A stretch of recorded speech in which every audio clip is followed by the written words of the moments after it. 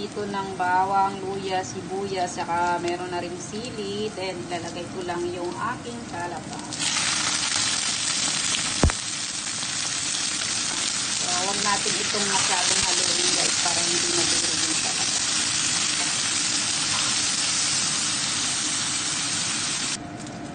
So, ayan, naluto ng aking adobong talaba. So, lalagyan ko lang ito ng konting suka para mag-balance lang yung lasa niya. Yung pag-adobo lang dito is yung usual lang na pag-adobo na may soy sauce, light, tsaka dark. Tsaka nilagyan ko ng oyster sauce, sugar, tsaka paminta.